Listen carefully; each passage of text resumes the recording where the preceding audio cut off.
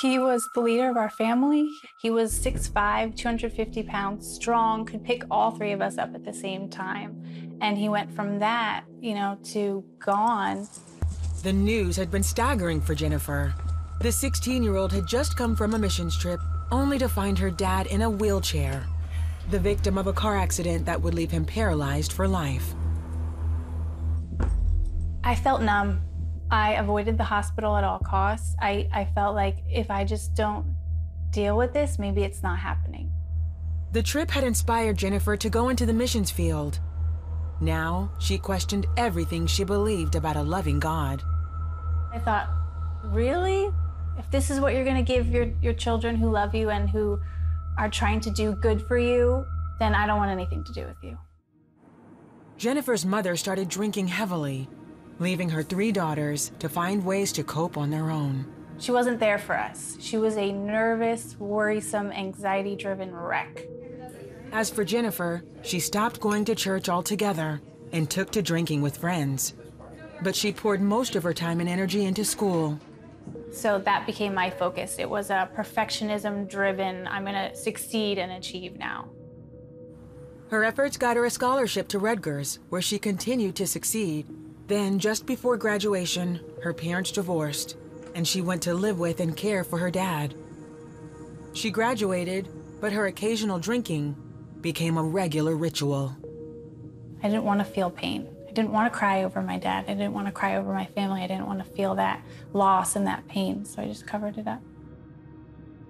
Then her younger sister moved in just off a stint in drug rehab. Unwilling to give up her habit, she dragged Jennifer down into her world of addiction. She quickly convinced me to start sneaking into my dad's room at night and taking his synthetic heroin, Oxycontin. Jennifer started shooting up heroin and eventually meth. It makes you feel like it's the missing link, like it's the piece to your puzzle that you've been searching for your whole life. It is so overwhelming and strong, and nothing compares to that feeling, that rush. For 6 years, Jennifer moved around going from job to job, having run-ins with the law and fighting addiction. I was running from God. Little pieces of me started to fade away, and I became completely numb, desensitized to anything going on around. During that time, she made several attempts to rehab. So there would be moments when I would kind of snap out and be like, this is not what I want for my life. I did have a desire to get married and be a mom and have my own family someday.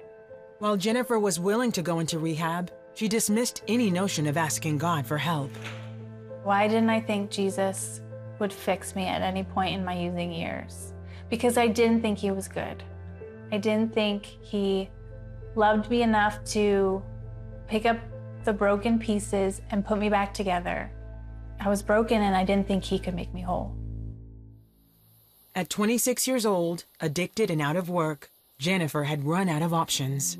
Really hit another bottom, a low low. Tired of life. Tired of using, tired of not having money, tired of being in a fog, tired of not feeling well physically, tired of being scared. A year earlier at her older sister's wedding, one of Jennifer's aunts told her about a healing ministry in Georgia. At the time, Jennifer didn't give it much thought. Now, it seemed like her only hope. When I got there, I had skulls. Skulls on my shirt, skull rings, black dyed hair. I remember someone approaching me and saying, that's the spirit of death that you're wearing all over yourself. I sat in on that first session and felt the Holy Spirit for the first time in a long time, and God saying, your time is up. It's you and me now, and I've missed you, and you're my daughter, and I want you back. For a week, Jennifer learned about God's love and power. She filled her notebook with teaching that transformed her life. I broke down and I sobbed so hard, uncontrollably sobbing. And ladies came around and laid hands and hugged me and comforted me. And I honestly feel like I had demons from all of my drug abuse and that they were released in that prayer. Jennifer recommitted her life to Christ, was baptized, and completely delivered from drugs. She returned home to New Jersey to serve time for a previous drug charge. In jail for 3 months, she learned more about God. That's when I fell in love with Jesus again. It started in Georgia, but in jail, locked up, nothing else to do, confined, I felt free.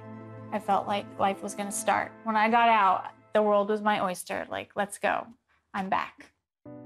Once out of jail, Jennifer moved to Florida with her mother and within 3 months met her husband, Jason. On her wedding day, her dad was by her side giving her away. Today, she is the mother of 2 happy girls. When I look in the mirror, I think of God's faithfulness. I was trying to fill the hole in my heart and the broken pieces from life with the world, but only the Father, Son, and Holy Spirit can fill that. So he filled that in me, and I find refuge in that and comfort, and I'm full.